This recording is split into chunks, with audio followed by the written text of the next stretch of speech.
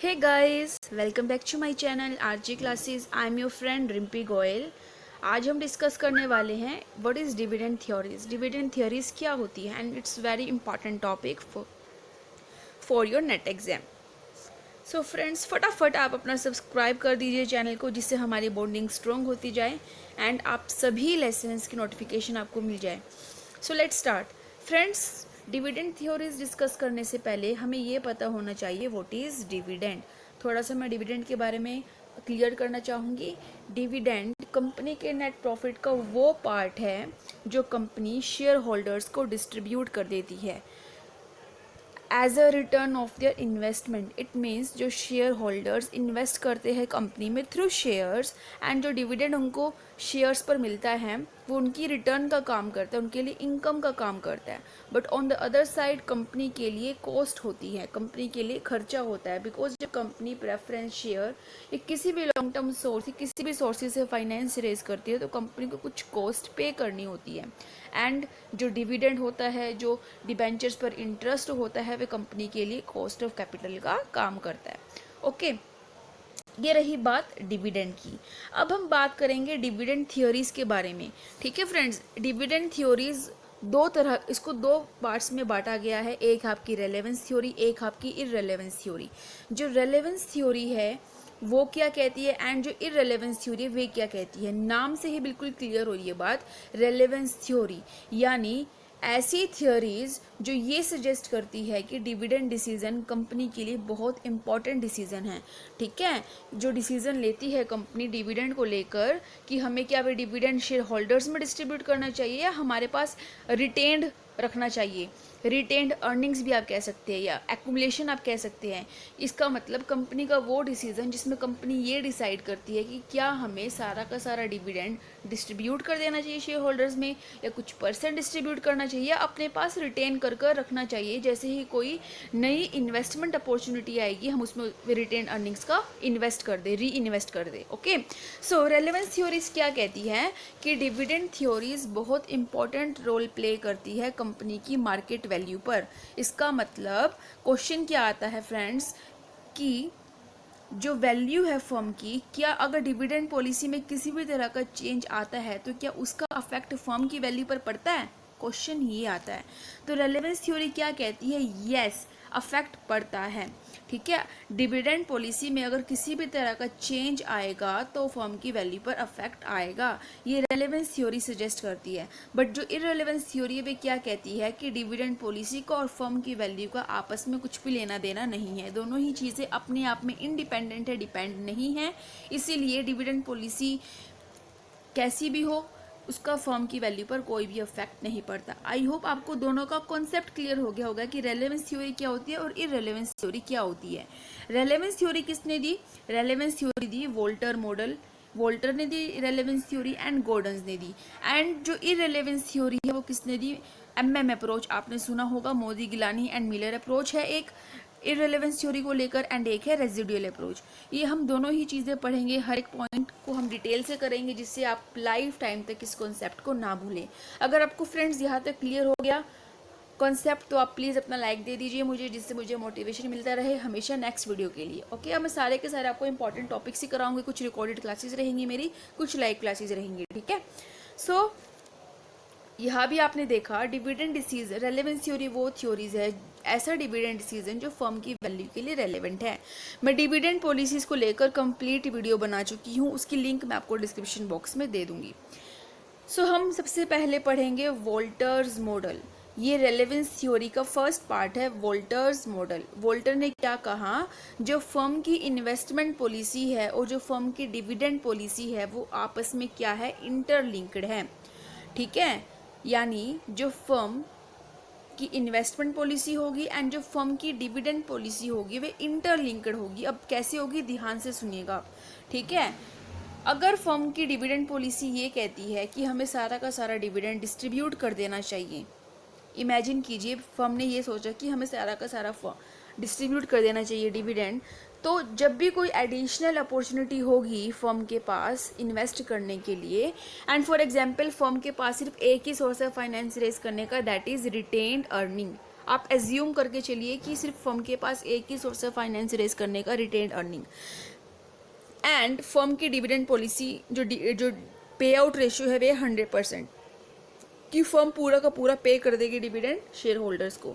तो क्या firm invest कर पाएगी एडिशनल अपॉर्चुनिटीज के अंदर? एब्सोल्युटली नॉट, नहीं कर पाएगी। ठीक है। एंड सेकेंड वन इज, अगर फर्म ये सोचती है कि अगर हम 50% तो हमारे पास रख लेते हैं रिटेन करके, 50% बाकी का हम डिस्ट्रीब्यूट कर देते हैं, देन इन डैट केस अगर कभी भी कुछ अपॉर्चुनिटी आती है फर्म के पास तो फर्म उसको क्या कर देगी? इन्वेस्ट कर देगी। तो इस तरीके से फर्म की इन्वेस्टमेंट पॉलिसी और फर्म की डिविडेंड पॉलिसी आपस में रिलेट करती है, एंड डिविडेंड पॉलिसी को ध्यान में रखकर ही कंपनी डिविडेंड डिसीजंस लेती है। ओके, आई होप यहाँ तक बिल्कुल ओके है, आपको चीज़ें क्लियर हो रही है। ओके, सो ऑप्टिमम डिविडेंड पॉलिसी क्या होगी? अब हमें ये पता करना है कि ऑप्टिमम डिविडेंड पॉलिसी फर्म के लिए क्या होगी। वोल्टर अप्रोच क्या कहता है ऑप्टिमम डिविडेंड पॉलिसी को लेकर? ऑप्टिमम डिविडेंड पॉलिसी हमारे दो फैक्टर्स पर डिपेंड है। इन अदर वर्ड्स, जो इसके पीछे की जो प्रपोजिशन है, जो रिलेशनशिप बताया गया है, वे क्या बताया गया है कि सबसे पहले जो फैक्टर हम देखेंगे वो देखेंगे फर्म की जो इन्वेस्टमेंट है, फर्म को उससे क्या रिटर्न मिल रहा है। ठीक है, मीन्स अगर फर्म ने किसी प्रॉफिटेबल अपॉर्चुनिटी में पैसा लगाया है तो फर्म को वहां से कितना रिटर्न मिल रहा है। पहला फैक्टर हम देखेंगे this one, and the next one is cost of capital. इसका मतलब फर्म ने जिस जिस सोर्सेज से पैसा उठाया है फर्म को उन्हें कितना पे करना पड़ रहा है। सेकंड हम देखेंगे कॉस्ट ऑफ कैपिटल। ये दोनों ही फैक्टर्स डिटरमाइन करते हैं फर्म की ऑप्टिमम डिविडेंड पॉलिसी। जो रिलेशनशिप है इन दोनों के बीच में अकॉर्डिंग टू वोल्टर अप्रोच, यानी डिविडेंड पॉलिसी ऑप्टिमम बेस्ट तभी होगी जब फर्म इन दोनों फैक्टर को कंसीडर करेगी। ओके, आगे देखते हैं हम वोल्टर मॉडल को एक क्वेश्चन से समझने की कोशिश करते हैं। क्वेश्चन क्या है? हमने सारे के सारे डिविडेंड्स डिस्ट्रीब्यूट करने हैं या हमें उसको रिटेन करके रखना है। ठीक है, अब इस कॉन्सेप्ट को इन्होंने 3 सिनेरियो में बांट दिया। कौन कौन से 3 scenario? Growth firm, declining firm and normal firms. अब ये तीनों ही सिनेरियोज अलग अलग सिचुएशन को प्रिडिक्ट करते हैं। अब 3 सिचुएशंस कैसे होंगी गाइस, ध्यान दीजिएगा। अब हम इसमें वोल्टर पूरा मॉडल समझने वाले हैं। ठीक है, ग्रोथ फर्म वो फर्म होती है जब फर्म के पास बहुत सारी इन्वेस्टमेंट अपॉर्चुनिटीज अवेलेबल है। ठीक है, यानी बहुत सारी प्रॉफिटेबल इन्वेस्टमेंट अपॉर्चुनिटीज अवेलेबल है जिससे फर्म्स को बहुत ज़्यादा प्रॉफिट होगा, फर्म्स की बहुत ज़्यादा ग्रोथ होगी, फर्म को अच्छे रिटर्न्स मिलेंगे अपनी इन्वेस्टमेंट पर। तो उस केस में जो आर होगा वो ग्रेटर देन होगा किससे? कॉस्ट ऑफ कैपिटल से।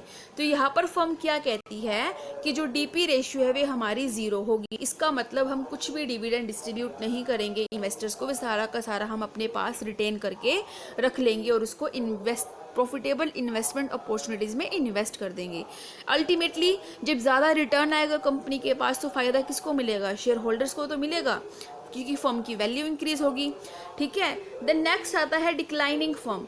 डिक्लाइनिंग फर्म्स वो होती है कि फर्म के पास इतनी इन्वेस्टमेंट अपॉर्चुनिटीज़ नहीं है, तो फर्म को ये लगता है कि अगर हम डिविडेंड डिस्ट्रीब्यूट कर देते सारा का सारा शेयर होल्डर्स को तो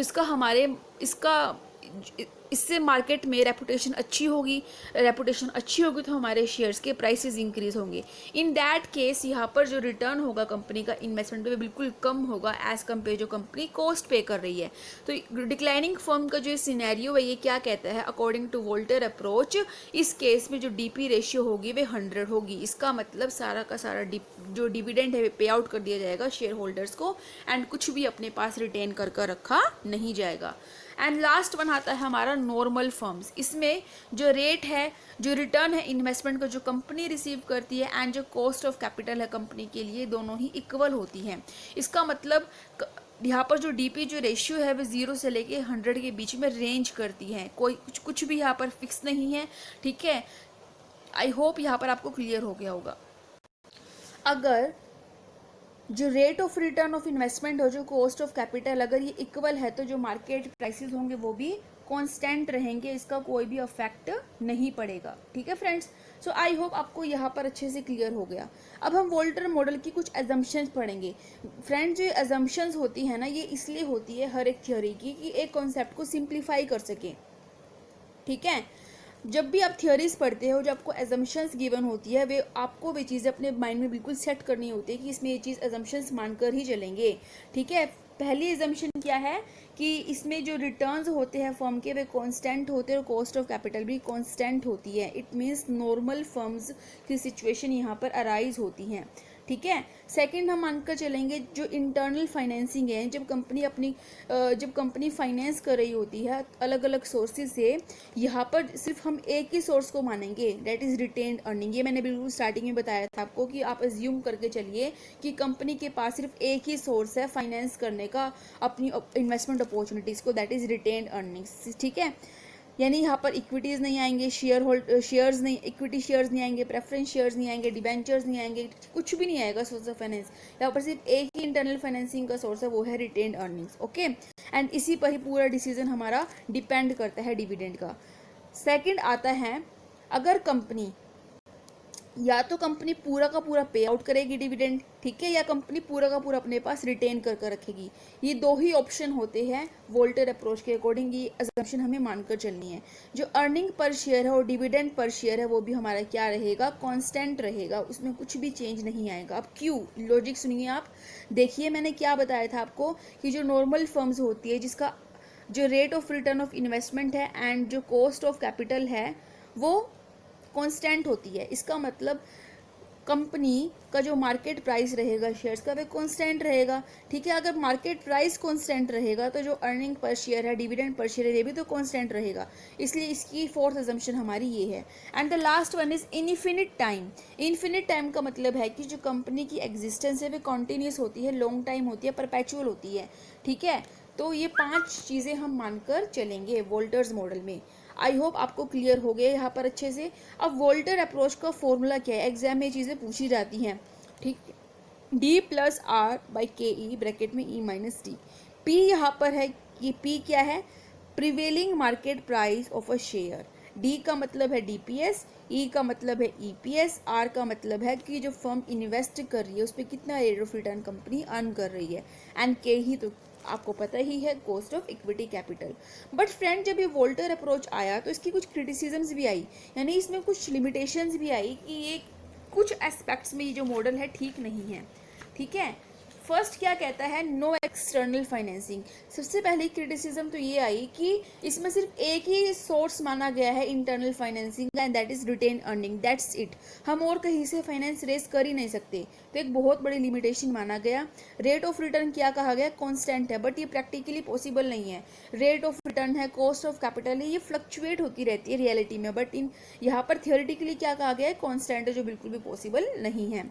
कॉन्स्टेंट इक्विटी कैपिटलाइजेशन रेट, इस ये मॉडल क्या एज्यूम करता है कि जो इक्विटी कैपिटलाइजेशन रेट है वो कांस्टेंट है, और ये बिल्कुल भी रियलिस्टिक एजम्पशन नहीं है।